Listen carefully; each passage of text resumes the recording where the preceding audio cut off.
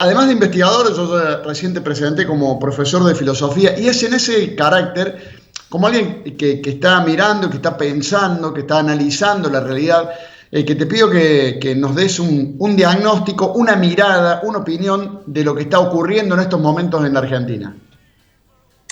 Mira, yo creo que esta situación que vos estabas describiendo tan elocuentemente hace un momento es una situación o un estado anímico, podríamos decir, un estado anímico social que tiene varios años en la Argentina, ¿no? Creo que la tristeza argentina tiene ya varios años de recorrido y es una tristeza que tiene que ver, por un lado, con esa falta de esperanza, pero también esa falta de certidumbre, ¿no? Si tuviéramos que definir, o sea, en los pensadores, los primeros pensadores políticos se plantearon la dimensión, cuál era el objetivo propio de una comunidad política, qué tenía que aspirar, ¿no?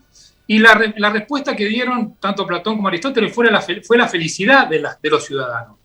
Eso es complejo porque, por un lado, primero hay que definir qué es felicidad y, por otro lado, hay que preguntarse si la comunidad política, si los gobiernos pueden hacer felices a los ciudadanos, ¿no? Son dos problemas que tienen mucho que ver entre sí porque también es cierto de que no se puede aspirar a la felicidad de otro, sino más bien tratar de dar las condiciones, por lo menos de la perspectiva política, dar las condiciones para que la gente sea feliz, ¿no? La felicidad tiene que ver con la libertad, por un lado, pero también tiene que ver con la seguridad, por el otro, ¿no? Y creo que en la Argentina llevamos varios años de una enorme tristeza que tiene que ver con expectativas frustradas, con esperanzas frustradas, pero también con un contexto en el cual lo que está influyendo también es la falta de esperanza, ¿no? Nos afecta tanto la esperanza frustrada como la incapacidad actual de los gobiernos, del poder político, de generar expectativas, ¿no? Entonces, esa tristeza tiene que ver con una falta de alegría que, por un lado, está en el plano de las expectativas, pero también está en el plano de las realizaciones personales y sociales. Sí, y además esto que mencionaste vos al comienzo, cuando hablaste de la tristeza, del estado de ánimo, de la falta de certidumbre, dijiste, que me parece que es algo que avanza en nuestra vida acá en Argentina, entre nosotros, como un denominador común, porque la falta de certidumbre significa no saber si te va a alcanzar la plata a fin de mes, si tu salario va a ser el mismo para poder mantener a tu familia, si el plan que empezaste a pagar por una casa o por un auto lo vas a poder efectivamente pagar, o si en cambio te van a terminar desalojando o quitando el auto.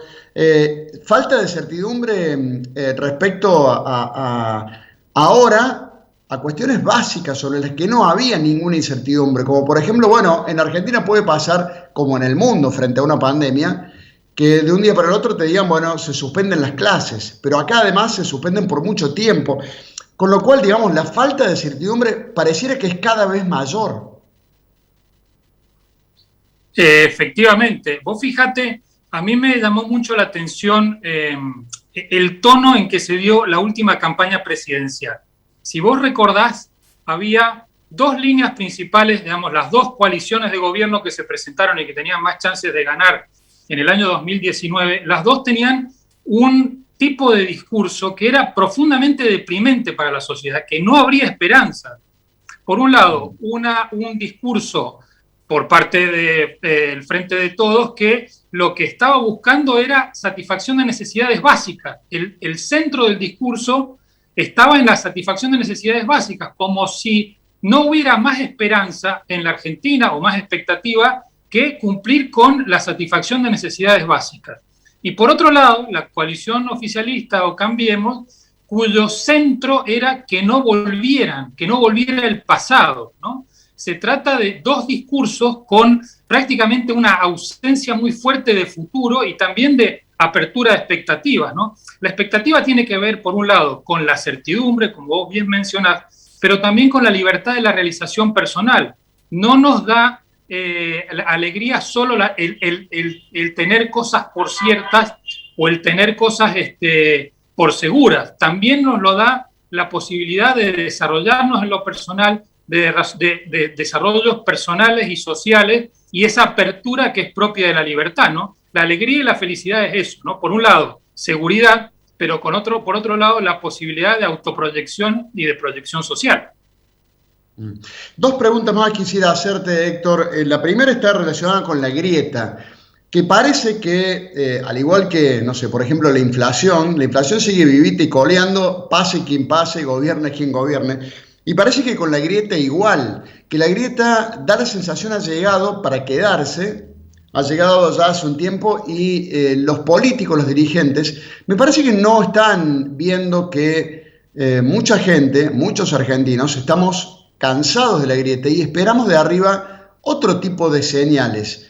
Por ejemplo, ahora en pandemia, somos muchos los que no podemos creer que con pandemia, con problemas, con falta de certidumbre, nuestra clase política y dirigente, a diferencia de lo que pasó en marzo del año pasado, cuando aparecieron todos juntos, con una señal esperanzadora de unidad, de que acá estamos todos frente al virus, ahora pasa todo lo contrario. Yo no sé si es un año electoral o creen que todavía pueden seguir sacando alguna tajada frente a una sociedad angustiada. Es complejo, ¿no? Porque uno también podría preguntarse sobre qué consenso está estructurada la clase política, ¿no? Y hasta qué punto esa clase política se encuentra en cierta medida en su integridad, alejada de una serie de criterios o de consensos básicos que podrían existir. Yo no estoy muy seguro que existan en la sociedad, pero que podrían existir. Lo que se advierte es un tipo de discurso que no permite proyecciones personales y tampoco permite certidumbre, ¿no? Y eso se ve en dos rasgos que yo antes, digamos, en todo el tiempo en que he vivido en este país, no lo había visto, ¿no? Creo que hay dos elementos que están mostrando claramente el nivel de la depresión colectiva de la Argentina. Por un lado, el hecho de que ya emigración de la Argentina ha habido por lo menos desde hace los últimos 30 o 40 años, de forma sistemática, no ha sido una corriente migratoria muy fuerte, pero sí han habido momentos en los cuales los argentinos deciden irse del país. En este contexto es la primera vez que veo que los padres están preparando a los hijos para emigrar, cosa que antes no sucedía. O sea, hoy por hoy, cualquier familia de clase media, media alta, empieza a pensar en la posibilidad de que sus hijos tengan un futuro fuera del país.